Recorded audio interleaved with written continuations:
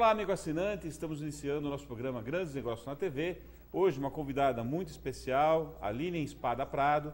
Ela é empresária do segmento contábil em nossa cidade, sócia da empresa W Prado Consultoria Empresarial e é formada em Ciências Contábeis pela PUC.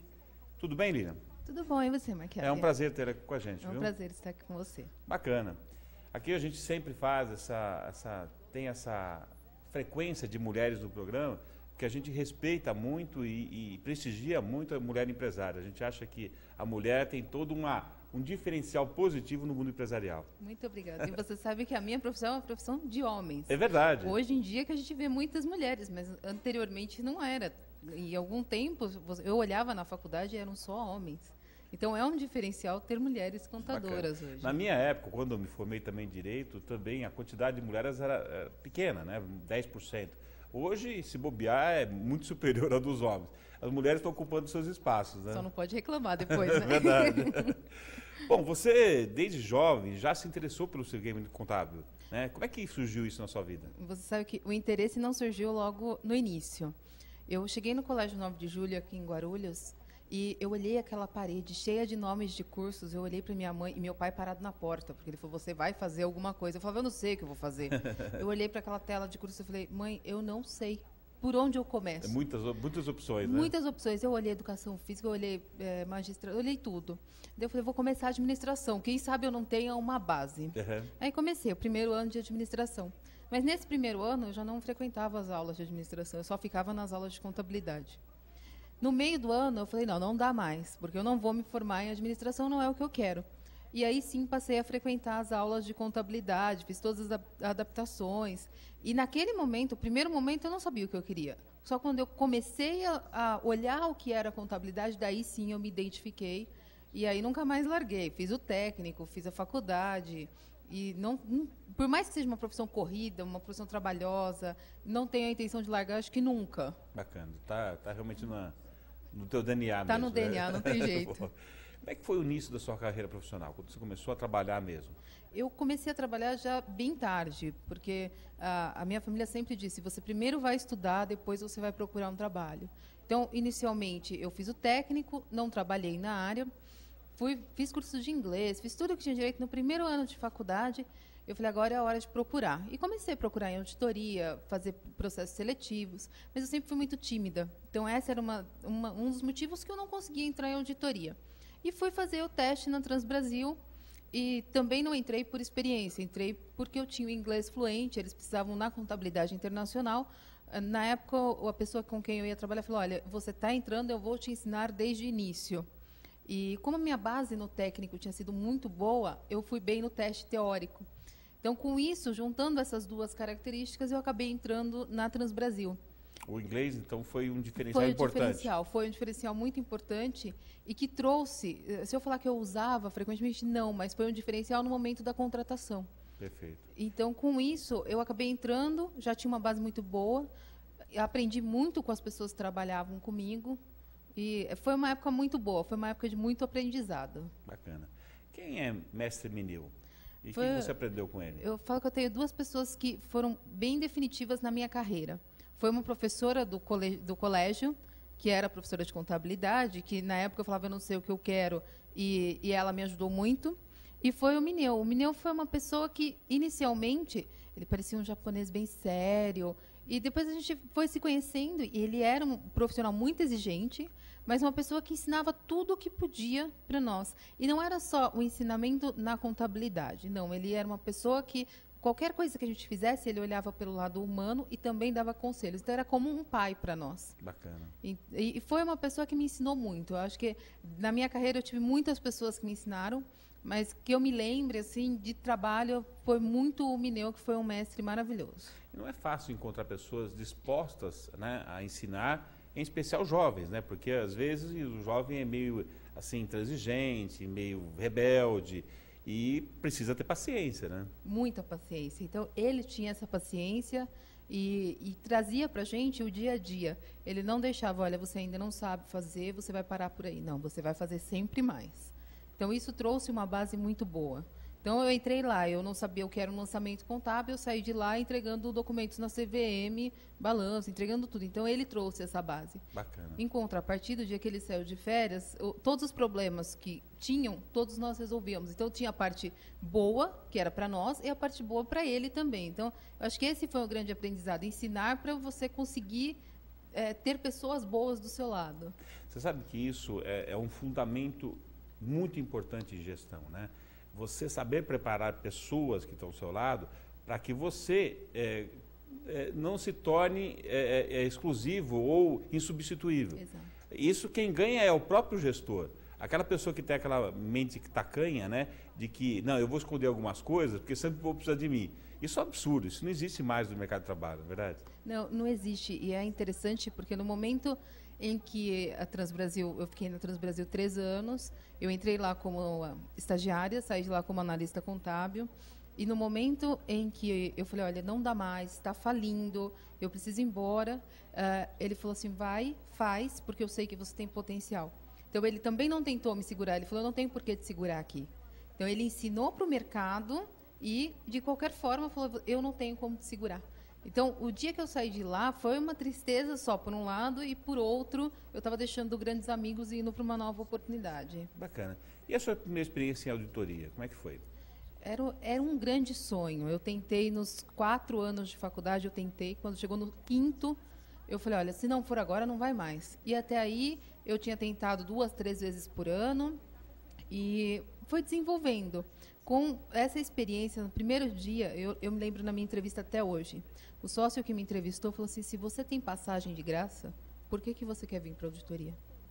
Eu falei, e nesse momento, a pergunta foi inesperada, eu falei para ele, eu quero crescimento profissional, não quero nada além disso. Uhum. E até aí eu nunca tinha conseguido chegar no sócio de auditoria para fazer entrevista, Sim. A timidez não deixava.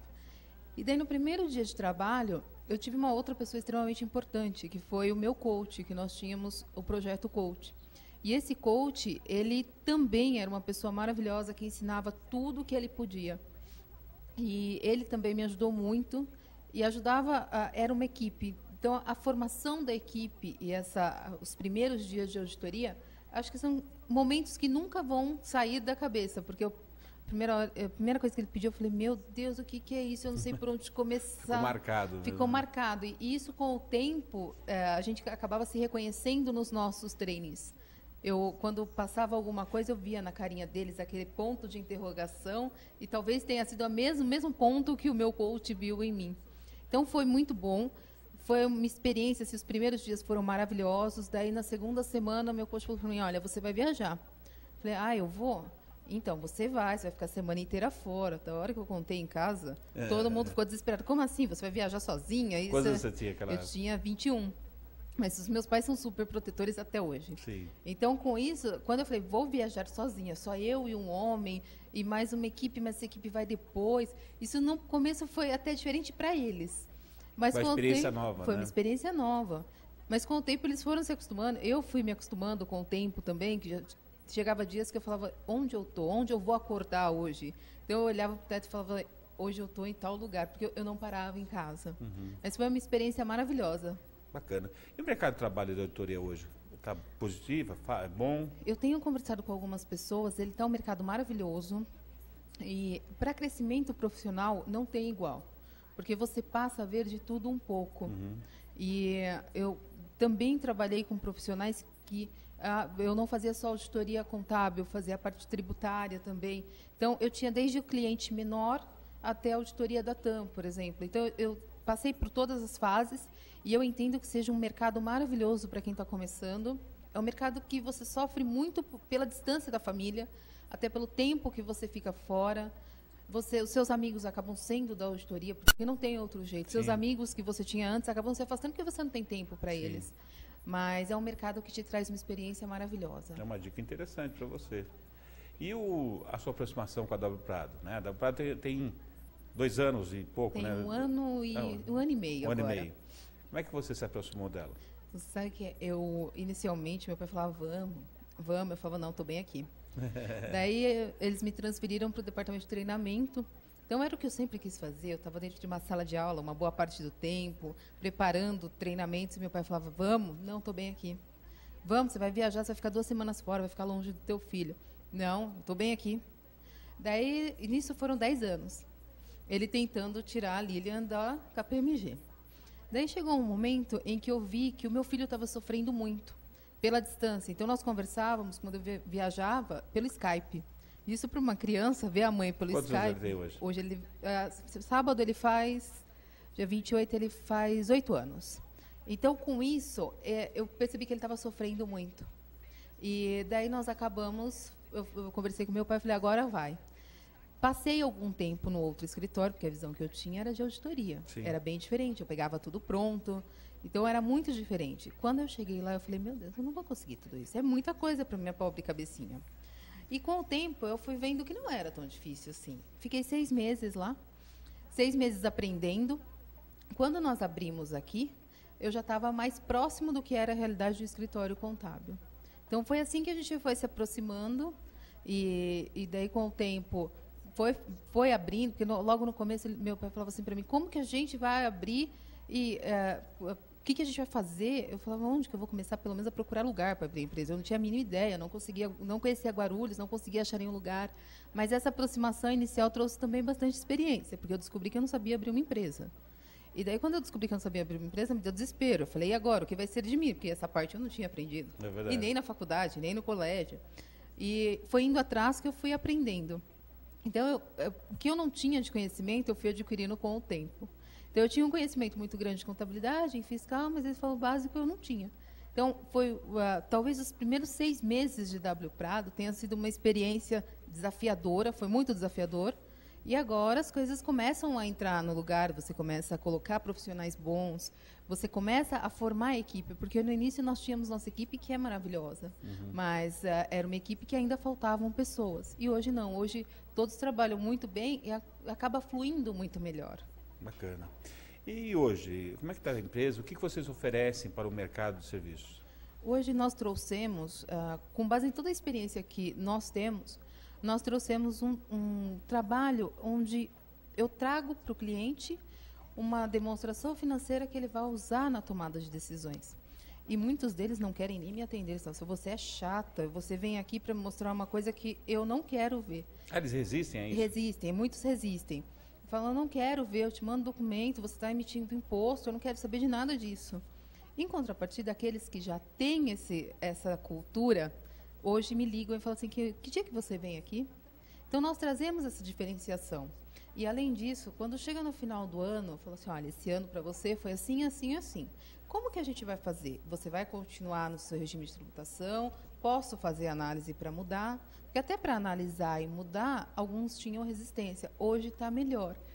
E eu trago a experiência de auditoria na revisão de todos os nossos trabalhos. Então, antes de passar qualquer coisa para os nossos clientes, eu ou o Wagner fazemos a revisão. E nessa revisão, a gente acaba minimizando qualquer impacto de erro. Bacana. Então, nós trazemos uma ferramenta administrativa, uma ferramenta de gestão. É um plus interessante, né? Porque geralmente o contador ele apresenta os dados, faz a parte dele, recolheu o tributo e encerrou a sua atividade. Exato. Isso é realmente um diferencial muito importante, né? E durante os meses, nem todos os clientes eu vou todos os meses, alguns ou as minhas coordenadoras vão, ou a gente vai a cada 2 meses, depende muito da disponibilidade do cliente. E nós fazemos um relatório de riscos. Então, quais são os seus riscos hoje? Olha, você tem um autônomo que você não está recolhendo, INSS, ou você me mandou um documento fora do prazo. Então, eu trago todos esses riscos para ele em um relatório de ocorrências. Bacana. Então, eu trago para ele isso de uma forma que eu não estou culpando ninguém e de nenhuma forma eu falo, a culpa é só sua. Não. O que eu errei, que nós também erramos, claro. Eu errei nisso e nós vamos resolver dessa forma. Então, esse relatório de ocorrências é para os 2 lados. Bacana. Lilian, nós vamos dar um pequeno intervalo agora, né? Mas tem o segundo bloco com Lilian Espada Prado, falando um pouquinho da história da vida dela e convido você a vir com a gente. Até lá.